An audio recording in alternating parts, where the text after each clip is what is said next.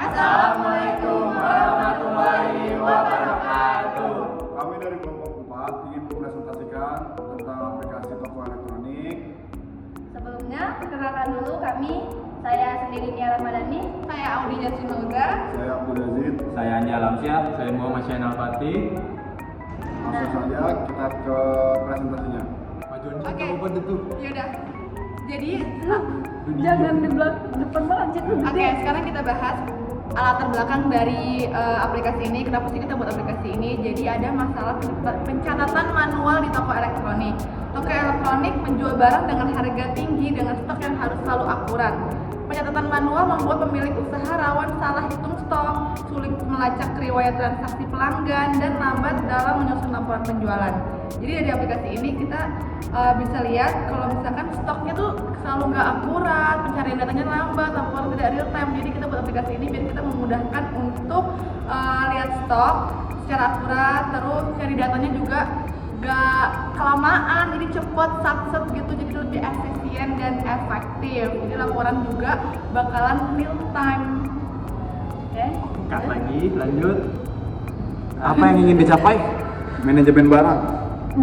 Munduran mas, ambil ketinggian. Tujuan proyek. Apa sih yang ingin dicapai? Nah, manajemen barang, mengelola data elektronik, nama barang, merek, harga, dan stok secara digital. Manajemen pelanggan, menyimpan identitas pelanggan agar histori pembelian mudah ditelusuri.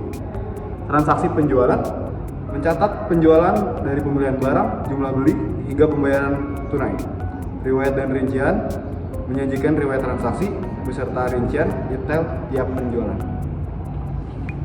Teknologi yang digunakan itu ada tools dan arsitektur sistem, yaitu Java Swing, bahasa framework GUI untuk membangun tampilan desktop interaktif, Gframe, Gpanel, Gtable. Dari komponen utamanya itu Gtext file, input data, Gbutton itu aksi CRUD, Gtable itu plus default table model, tampil data dari DB. Goption pane itu dialog konfirmasi atau pesan error, dan Gmenu bar navigasi antar modul. Nah, terus ada MySQL, sistem basis data relasional untuk menyimpan data barang, pelanggan, dan penjualan. Database bernama DB Toko Elektronik memiliki 3 tabel utama yang saling berrelasi melalui foreign key, barang, pelanggan, dan penjualan. Nah, terus selanjutnya ada Apache NetBeans ID. ID ini pengembangan dengan GUI Builder untuk merancang form secara visual drag and drop. NetBeans menghasilkan kode Java Swing secara otomatis, dan desain form mempercepat pembuatan layout tanpa menulis XML. Nah, terus ada lagi MySQL Connector atau JDBC, driver yang menjembatani aplikasi Java dengan database melalui kelas koneksi Java menggunakan driver manager get connected dengan prepare statement untuk semua query, insert, update, delete agar aman dari SQL injection. Atau mengikuti prinsip separation of concern. Mau gua aja gak? Ya gua aja deh. Iya. Sekarang kita next ke arsitektur dan struktur project, organisasi package and source code.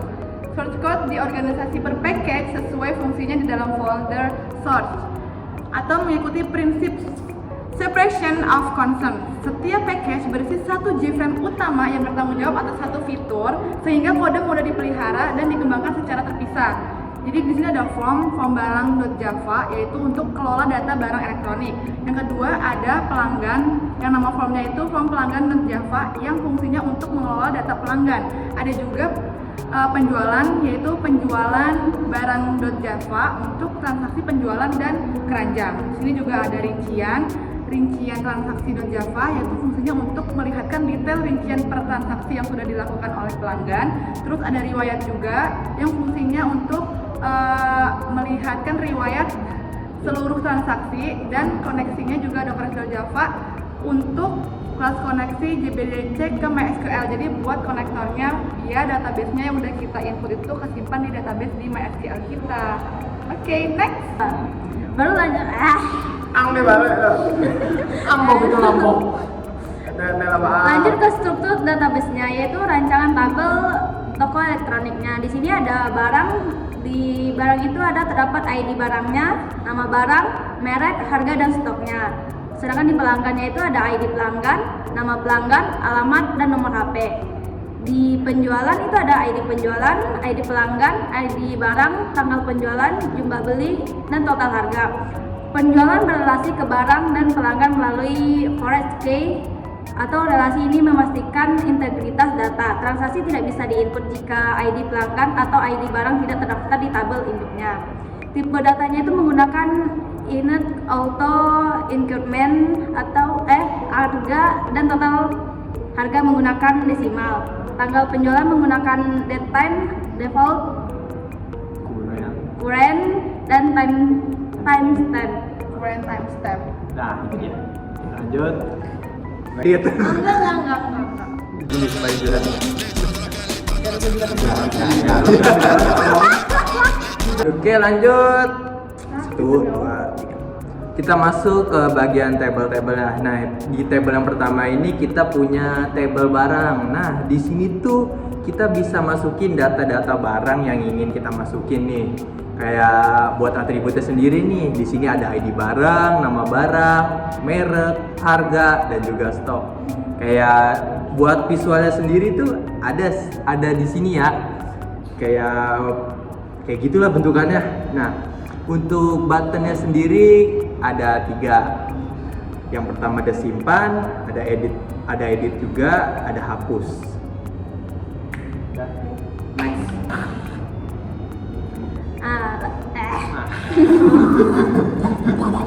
Kenapa ada sound di belakangnya sih? Lanjut ke tabel pelanggan. Di sini ada manajemen identitas pelanggan. Di sini kita bisa menyimpan data identitas pelanggan agar histori pembelian dapat ditelusuri kembali pada tabel pelanggan di MySQL kita. From ini menggunakan text file untuk input data dan table untuk menampilkan daftar pelanggan secara langsung. Di file inputnya itu ada ID pelanggan, nama pelanggan, nomor HP, dan alamat. Sedangkan ada fitur aksinya itu ada di tombol simpan, hapus, dan lihat daftar. Di sini kalau kita memasukkan data, nah itu bakal kesimpan di yang tabel paling pinggir itu bakal ada riwayatnya. Iya benar Uni. Arab mana? Oke.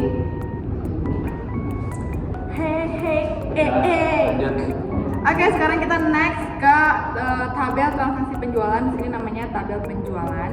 Jadi kita bisa input transaksi dan masukin barang ke keranjang. Di sini untuk mencatat transaksi penjualan, relasi antara data pelanggan dan barang lengkap dengan hitung kembalian otomatis. Form penggunaan JCombo Box atau JText Field untuk memilih barang. JTable sebagai keranjang belanja sementara dan kalkulasi kembalian dilakukan secara langsung di Java sebelum data disimpan ke database. Di sini ada atributnya, yang pertama ada ID pelanggan, yang kedua ada ID barang, plus nama barang yang bakal terisi otomatis, terus ada harga dan jumlah beli, serta total belanja dan uang tunai yang kita input. Oke, di sini tuh kita bisa lihat fitur aksinya ada tambah ke keranjang, dimana kita bisa nih habis nginput nih kita mau masuk beli barang apa, itu bisa langsung klik ke keranjang dan masuk ke keranjang. Habis itu bisa langsung nih kalau batal ya udah batal nggak jadi, bisa juga langsung bayar seperti itu. Kita bisa lihat di sini tampilannya dari form penjualan ini. Kita bisa input ID pelanggan kita apa, kalau kita udah punya ID gitu, udah sering beli like a member gitu. Terus ada ID barang juga, dan kalau kita masukin ID barangnya itu langsung ada nama barangnya nanti secara otomatis, jangan lupa. Terus bakal tertera juga tuh harganya otomatis, ya kan betul? Ya, habis itu jumlah beli juga, kalau kita jumlah belinya misalkan 3 ya harganya bakal otomatis jadi ke 3 barang seperti itu. Di sini ada riwayat dan rincian transaksi, menampilkan seluruh transaksi yang tersimpan di tabel penjualan beserta medan detail tiap transaksi. Data dimuat ke JTable menggunakan query select join antara tabel penjualan, barang, dan pelanggaran melalui koneksi JDBC sehingga informasi lengkap tampil di dalam satu tampilan. Ini contohnya guys ya, di kanan riwayat transaksinya. Nah, kalau yang ditampilkan ada ID penjualan, ID pelanggan, dan total belanja. Fitur aksinya ada detail dan hapus. Iya guys, jadi itu ya isinya yang tadi itu yang kita mau beli itu dari web transaksinya ini guys. Bisa Itu buat dia. mencetak struk juga gitu. Oke next. Nah, untuk menu aplikasi itu satu pintu ke semua modul. Nah, setiap form memiliki menu bar, menu application di bagian atas, memungkinkan pengguna berpindah antar modul tanpa menutup aplikasi. Nah, itu ada transaksi penjualan itu input penjualan barang ke pelanggan. Nah, terus ada kelola barang, itu tambah, edit, hapus dan data barang.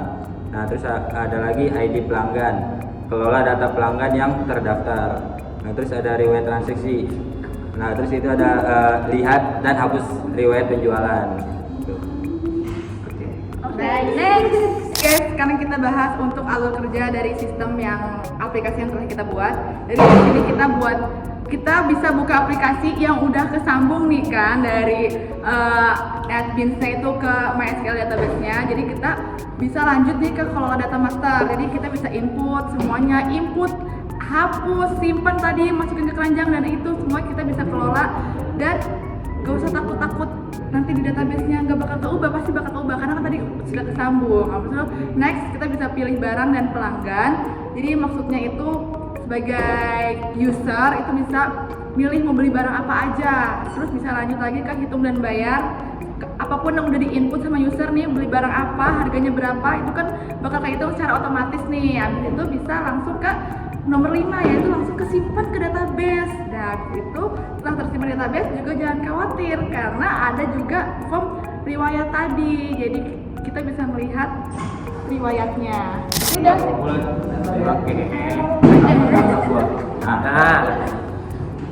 Nah, kita udah nyampe di kesimpulan nih guys.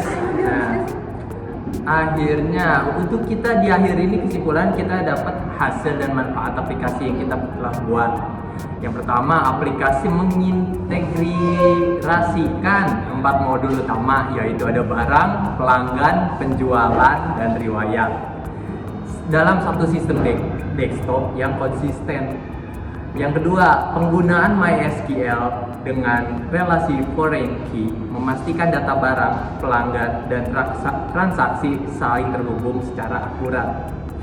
Fitur yang ketiga yaitu fitur tambah ke keranjang dan hitung kembalian otomatis mempercepat proses transaksi di kasir. Yang keempat, modul riwayat transaksi memudahkan pemilik toko memantau histori penjualan kapan saja tanpa pencatatan manual. Yaudah, jangan 1, 2, 3. Baik. Satu aja. Baik, sekian dari kelompok kami. Kurang lebihnya mohon maaf. Wassalamualaikum Waalaikumsalam warahmatullahi